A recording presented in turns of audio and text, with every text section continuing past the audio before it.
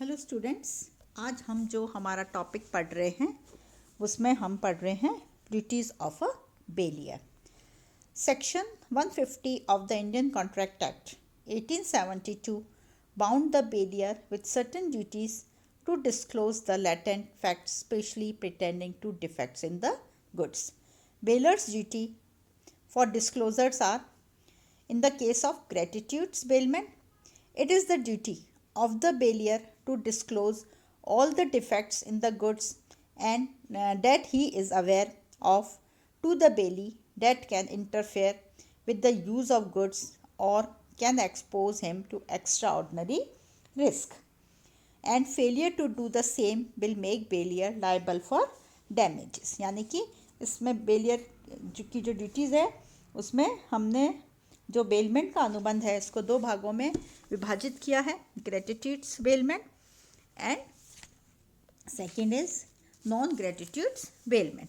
ग्रेटिट्यूड्स bailment यानी कि इसमें क्या हुआ, निःशुल्क बेलमेंट और सशुल्क बेलमेंट।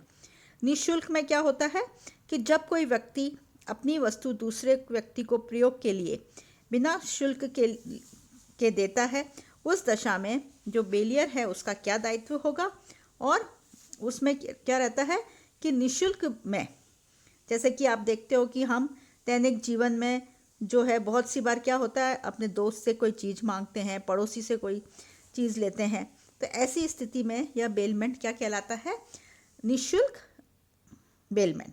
और एक होता है सशुल्क बेलमेंट। सशुल्क बेलमेंट नॉन ग्रेटिट्यूड्स बेलमेंट। निःशुल्क जो बेलमेंट है हमारा, उसमें निक्षेपी का क्या दायित्व होता है कि किए जाने वाले माल के उन सभी दोषों को प्रकट करने के लिए उत्तरदायी है जो उसकी जानकारी में है।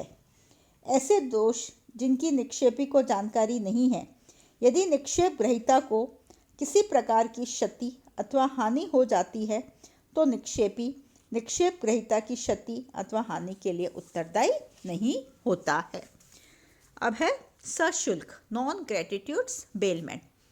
This duty particularly deals with the goods given on hire, यानी कि जो किराए पर दिए जाते हैं, जिसके लिए कुछ पैसा वसूल किया जाता है, वह सशुल्क निक्षेप कहलाता है।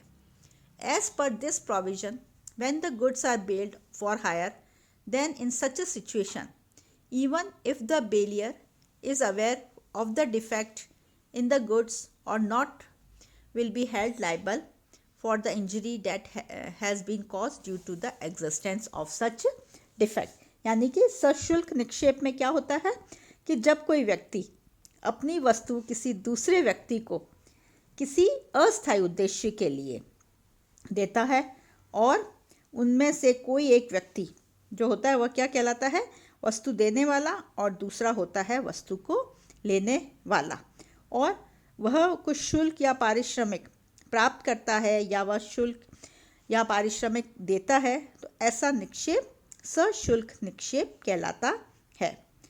और ऐसी सिचुएशन में अगर उसे कोई भी इंजरी होती है गुड्स में कोई डिफेक्ट की वजह से, तो उसके लिए बेलियर रेस्पॉन्सिबल होगा। Duties of a bailee. Now what is the duties of the bailee? First is duty to deliver to the bailier increase or profit, if any, on the goods bailed. The bailee has a duty to return the goods along with increase or profit, subject to contract to the contrary.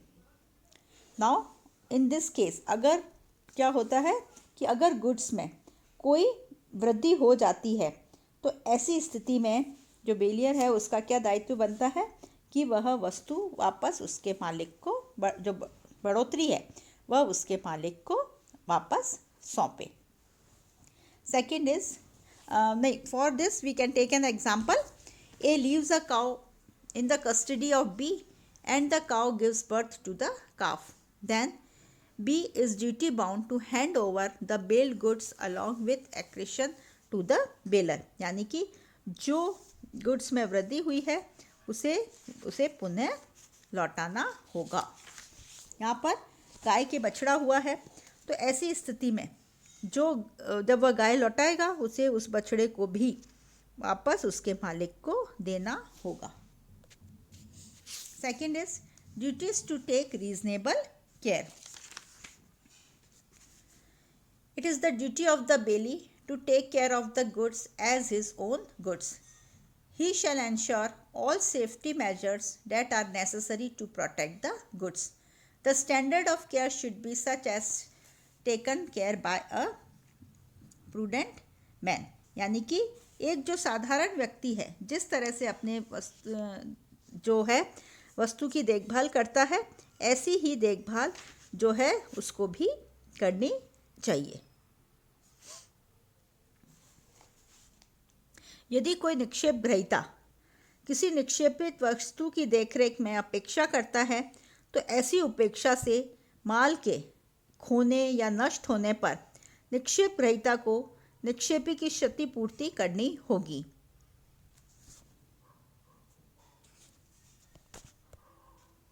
Third is duty not to mix bailee's goods with his own goods. यानी कि जो Bel-Air का goods है उसको अपने माल के साथ में, अपने गुड्स के साथ में उसे नहीं मिलाना चाहिए. It is the duty of the bailie not to mix bailier's goods with his own.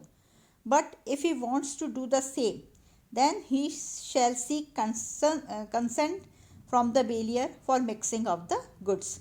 If the bailier agrees for the mixing of goods, then the interest in the mixed goods shall be shared in proportion. In case bailie, without the consent of the bailier, mixes the goods with his own, then two situations arises. Goods can be separated and goods can't be separated. In the former case, the bailie has to bear the cost of separation, and in the later case, since there is the loss of the goods, therefore bailier shall be entitled with damages of such loss. यानी कि जो section हमारा 155, 156 से 157 है, क्या कह रहा है कि निक्षेप के माल को अपने माल में नहीं मिलाना चाहिए. निक्षेप ग्रहीता का यह भी एक कर्तव्य है कि उसे निक्षेपी के माल को अपने माल में नहीं मिलाना चाहिए. किंतु यदि माल को अपने माल में मिला दिया जाता है तो दो स्थिति हो सकती है कि यदि माल निक्षेपी की सहमति से मिलाया जाता है तो निक्षेपी तथा निक्षेप ग्रहीता का ऐसे माल में अपने अपने माल की मात्रा के अनुपात में हित होगा. दूसरी तरफ क्या हो सकता है, यदि माल निक्षेपी की सहमति के बिना मिलाया जाता है तथा माल को पुनः अलग किया जा सकता है तो दोनों पक्षकार अपने अपने माल के अधिकारी होंगे. इसी प्रकार माल मिलाने तथा बांटने के खर्चों और हानियों का दायित्व निक्षेप ग्रहीता का ही होगा. इसी तरह से यदि निक्षेप ग्रहीता निक्षेपी की बिना अनुमति के उसके माल को अपने माल में मिला देता है और माल को पुनः अलग करना संभव नहीं है तो निक्षेप ग्रहीता का कर्तव्य है कि वह संपूर्ण माल की क्षतिपूर्ति करे सेक्शन 157 के according. Next is duty to deliver to the bailee increase और profit if any in the goods. यानी कि वृद्धि को वापस लौटाना. Next is duty to return the goods on the fulfillment of purpose. Bailie is duty bound to return the goods once the purpose is achieved or on the expire of the time period for which the goods were bailed. But if the bailie makes default in returning the goods on proper time, then he will be responsible for the loss, destruction or deterioration of the goods if any.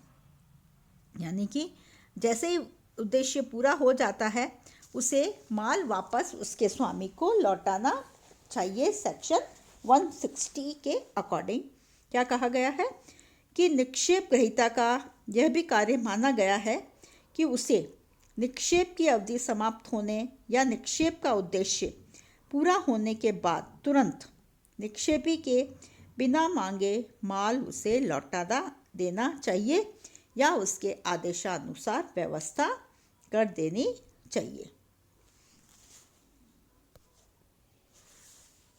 इसी के साथ और भी कई points हैं, यानी कि और भी कई जो है ड्यूटीज़ हैं उसकी, जैसे कि किसी भी सहस्वामी को माल लौटाना, कि यदि किसी माल के अनेक सहस्वामी हों तो निक्षेप ग्रहीता किसी विपरीत ठहराव के अभाव में किसी भी सहस्वामी को अथवा उसके निर्देशों के अनुसार माल को लौटा सकता है।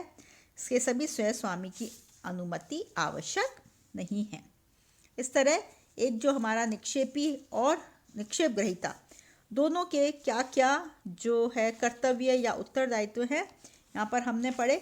मुख्य रूप से उसे क्या करना चाहिए कि माल की उचित देखभाल करनी चाहिए, देखरेख में अपेक्षा अगर होती है उससे तो उसकी क्षतिपूर्ति करनी चाहिए, निक्षेप की शर्तों के विरुद्ध कार्य नहीं करना चाहिए, निक्षेप की गई वस्तु का अनाधिकृत उपयोग नहीं करना चाहिए, यानी कि जिस उद्देश्य से उसने माल को लाया है उसी उद्देश्य के अनुसार उसका उपयोग करना चाहिए, निक्षेप के माल को अपने माल में नहीं मिलाना, माल वापस लौटा देना और अगर नहीं लौटा पा रहा है तो उसकी क्षतिपूर्ति करनी चाहिए।